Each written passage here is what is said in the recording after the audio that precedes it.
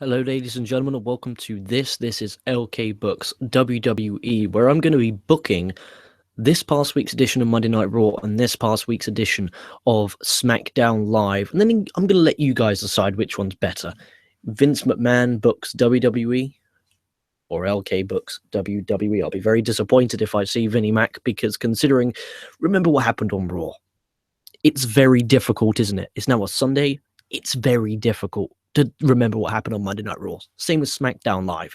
So I'm going to break down Raw first, how I myself would book it, and then I'm going to do SmackDown Live, and I'm going to tell you how I would book SmackDown Live. So Monday Night Raw, and I've made the list in chronological order. So this is how it would happen.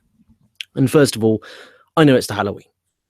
On Raw, I know it is Halloween. However, I will not be taking part in any of the tomfoolery or any of the bullshit with the stupid trick or fucking treat bullshit gimmicks. This is Raw. This isn't a goofy show. Maybe you could do a backstage skit somewhere, but this will not be any of this Halloween bullcrap. So we start off with the Universal Champion, Mr. Kevin Owens. He comes out. He's alone. He's selling.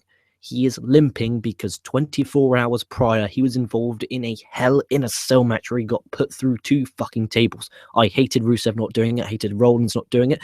I hated Kevin Owens not doing it. I hated Charlotte not doing it. It really pissed me off. They should have been limping, bandaged, battered, bruised. It did not sell the Hell in a Cell the night before. Kevin Owens comes out. He puts himself over and claims he is the man and brings out Chris Jericho. Chris Jericho comes out. Kevin Owens thanks Jericho for his help at the Hell in a Cell pay-per-view. They then show on the Tron and do a mini clip of what happened, and then says if you want to watch in full at the bottom, buy the W Network. Again, just selling your company. So simple. And he says, if there's anything I can do to repay you, buddy, just let me know. And he did that little punch on the arm. Jericho goes, well, he looks around. He then code-breakers Kevin Owens.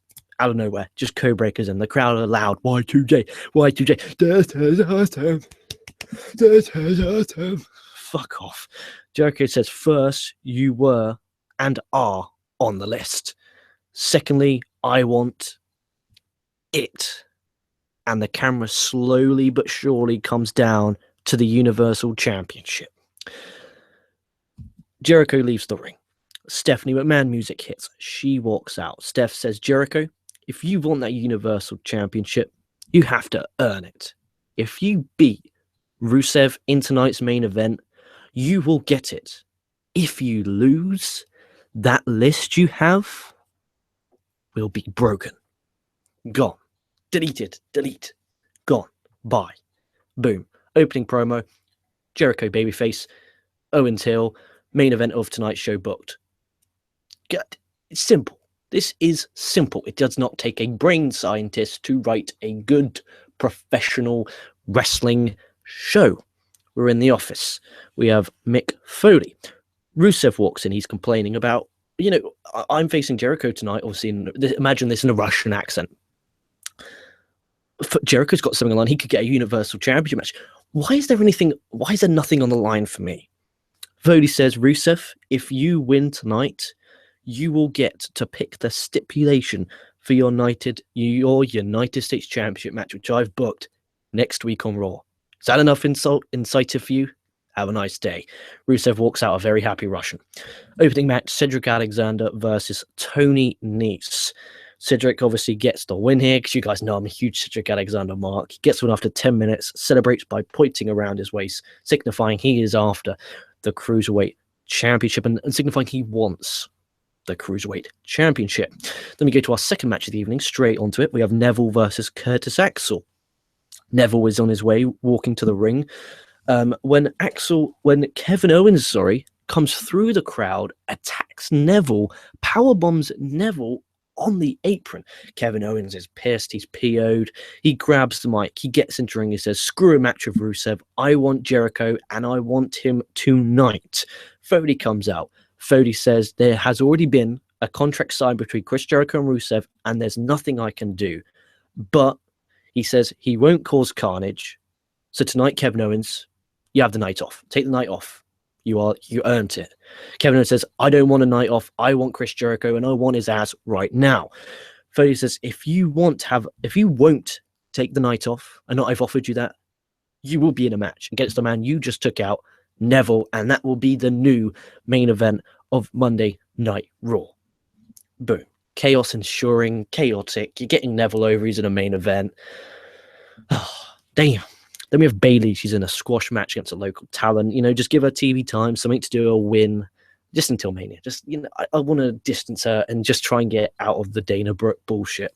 And apparently Dana Brooke's been sleeping with creative, and if I'm writing this, she's not sleeping with me. Backstage, we have Roman Reigns. He talks to Jericho saying, you have to win tonight, or my fate is in Rusev's hands. Because remember, if Rusev wins, he gets to pick the stipulation for next week's match. Jericho says, I will win, I will get the Universal title, and I will keep the list. Reigns says, good luck. Jericho does the fist pump gimmick, and as Roman Reigns walks off, Jericho writes Roman Reigns' name on the list and whispers, thinking I need luck. Just little that makes me chuckle. Then we have a hype video for Goldberg. He will be on tonight's show. Then we have Roman Reigns versus Titus O'Neil in a non-title match. Reigns gets the win. After the match, Rusev comes to the ramp. Rusev cuts a promo saying if he wins tonight, Reigns should just give him the US Championship right now because of the stipulation he is going to choose. That leaves you hooked. What? The stipulation must be that bad that Reigns should just relinquish the title? What's the stipulation? Oh, Rusev might not even get the stipulation. Questions. And Titus O'Neil is getting TV time against a US champion. How about that for a bombshell? Then we have Anderson and Gallows. They're in the general manager office and say they want and should be on Team Raw. Ferdy says, saying you should is different to proving you should. Go out there and prove it to me. So you have a qualifying match. You have Anderson and Gallows versus the Golden Truth. Absolute squash. They obliviate, that being Anderson and Gallows. Obliviate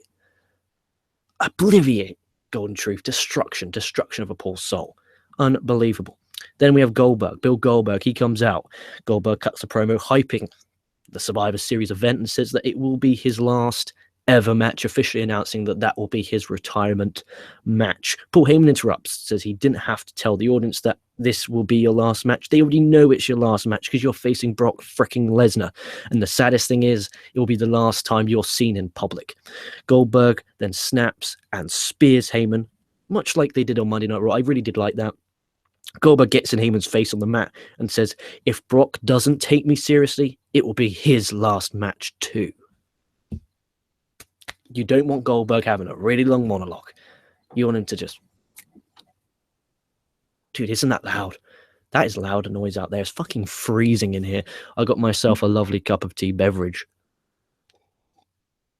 Keep me warm out here, damn it to God. Then we have a backstage interview with Brian Kendrick. Kendrick says he outsmarted the young and dumb TJ Perkins at the Hell in a Cell pay-per-view, just really taking the piss. Perkins comes in, he's pissed off. He just straight punches him. They have a massive brawl until referees separate them, making me want to see them fight. I now want to see Kendrick kick TJP's ass, or I want to see TJP continue to kick Kendrick's ass. Not this bullshit where, he did the heel hook on the floor, anything like that. It's just, it feels personal now. Kendrick attacked TJ Perkins verbally. TJ Perkins physically attacked Kendrick. Something for these guys to sink their teeth into. Sasha Banks, she comes out. She puts over the Hell in a Cell and what a big deal it was. Charlotte, she comes out, interrupt. They're both limping, selling the ribs or whatever. Sasha Banks has like a neck brace type gimmick on. Charlotte brags about how she's now the 2-time or 3-time, whatever the fuck it is, women's champion. Banks says she has a rematch and it's Survivor Series championship back. As simple as that. Just really as simple as that, driving home the fact that Sasha Banks has a rematch and promoting the Survivor Series, because you only have 3 weeks to do it. So you announce the matches on this show, you promote them for the next 2 weeks. Then we have New Day, the tag champs versus the Shining Stars, a squash match. After the match, Cesaro and Sheamus come out, and they claim, this being Sheamus, because you want Sheamus doing all the heel talking, they claim that they won fair and square their tag team titles, and they got the authority to announce this. Next week, we get another shot at their tag titles, but this time there will be a clear winner. None of this stupid referee making a mistake or Kofi getting involved. We're going to have a clear-cut winner because next week it will be a ladder match for the Raw tag team titles. Yeah, that's awesome.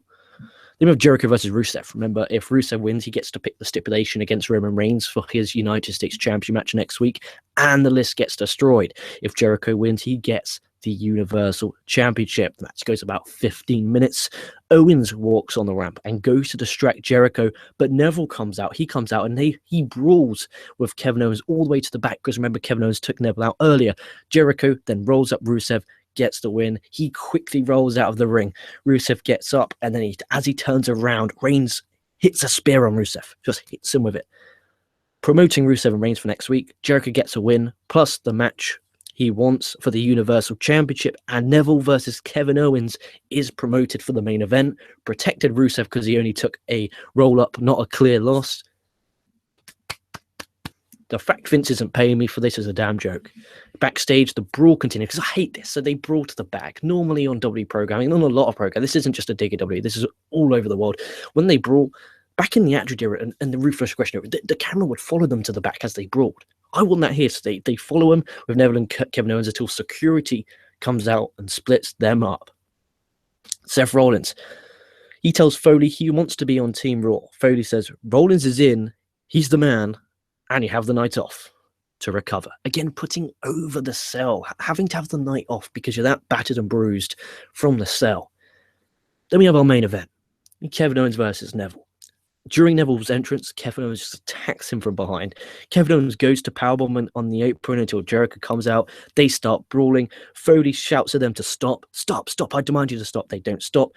He then says, come on, guys. The whole roster is ordered to separate them, and they're just separating the mass carnage to close the show hot.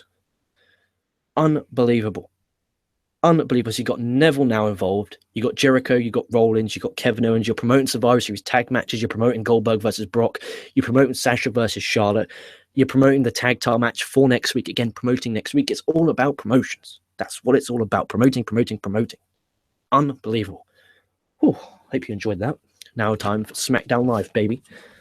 So, as I let you digest that, I let you digest over. SmackDown Live took place on the 1st of November. You remember what happened. You had the James Ellsworth Sega. You had all this and that.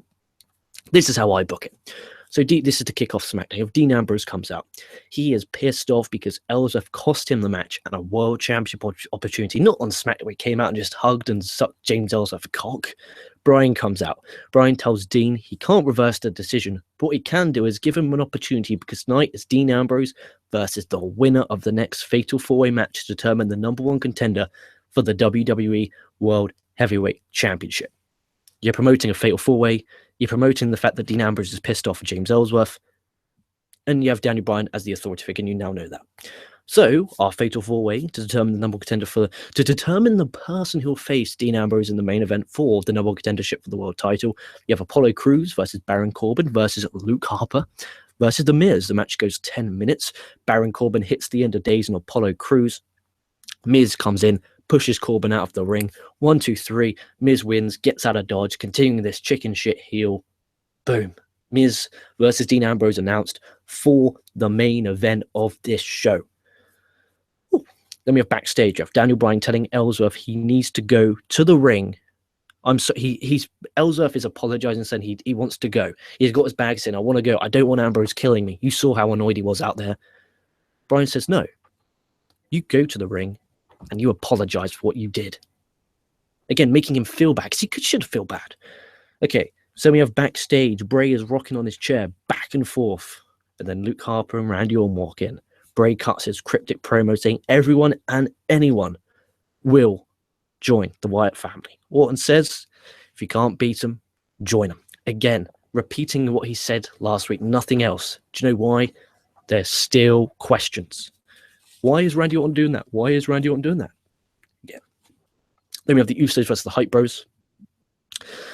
Oh, Jesus Christ. Commentators announced the Usos are on Team SmackDown because I don't want them to be announced as the winners. Usos get the win after a splash off the top, and then the Usos cuts a promo dissing Team Raw, just obliviating their team, making it feel personal. Backstage, Jack Swagger, he's looked upset in the locker room. He's got his head in his hands like this. Dolph Ziggler walks in. Dolph Ziggler tells Swagger he knows how he feels. He was on a losing streak too. So tonight, I went and asked Daniel Bryan for a match between you and me. Non-title, of course. I just want to help you. You need this opportunity. I was lucky enough to get mine. Now I'm giving you yours. Swagger smiles, thanks him, and hugs him. Beautiful. Now we're setting up a match with Jack Swagger and Dolph Ziggler. Now's the time. James Ellsworth, the toilet. He comes out. Ellsworth, he looks ashamed. He goes to cut a promo, but Kane comes from under the ring and chokeslams James Ellsworth. Kane cuts a promo, screaming at Orton, claiming he trusted and respected him, and that'll be the last time I do that. Lights go out. Bray Wyatt and Orton and Harper come out. Orton cuts a promo and says to Kane, "Thanks for your sacrifice." Orton then RKO's Wyatt, who stood next to him. Kane then hits a running clothesline on Harper. Orton then takes Bray to the announce table. Kane chokeslams Bray off the announce table, and as he is on the other side, Orton hits an RKO on Bray Wyatt. Through the announce table, they get a "This is awesome" chant of the night. Orton and Kane take out Harper. Orton and Kane shake hands. This was all a work to finally get their hands on Bray Wyatt and punish him for what he did. It was all a plan. Thanks for your sacrifice. Remember, Kane sacrificed himself to Randy Orton, because remember, Orton took out Kane. It was all a plan to get Bray Wyatt distracted, to beat him in the mind games. That's what it's all about. Then we have a hype video of Miz versus Dean Ambrose, showing how important this is. And then we have AJ Styles. AJ Styles, my boy, he comes out. AJ says he doesn't care who wins the main event and becomes the number one contender for the WWE World Championship. He's beaten Cena, beaten Ambrose, beaten Ellsworth, and no one can touch me. Miz comes out. Miz says he doesn't care how good AJ is in the ring and doesn't care about great wrestling matches. He's beaten Cena too. He's beaten Orton. He's beaten Ziggler. And if given the opportunity, he would beat AJ Styles. AJ says putting AJ Styles' name next to Miz on any type of billboard is an insult and a joke. Miz then cuts an intense promo saying he's overlooked, underrated, underappreciated, and next week he will be known as the WWE World Champion. Ambrose comes out. Ambrose tells AJ not to worry about Miz. Miz then is pissed off with that. He screams at Ambrose to take him seriously and even slaps him. Ambrose and the Miz brawl until AJ just low blows Miz, hits a Star Clash on Ambrose and a Stars Clash on Miz, stands there champion.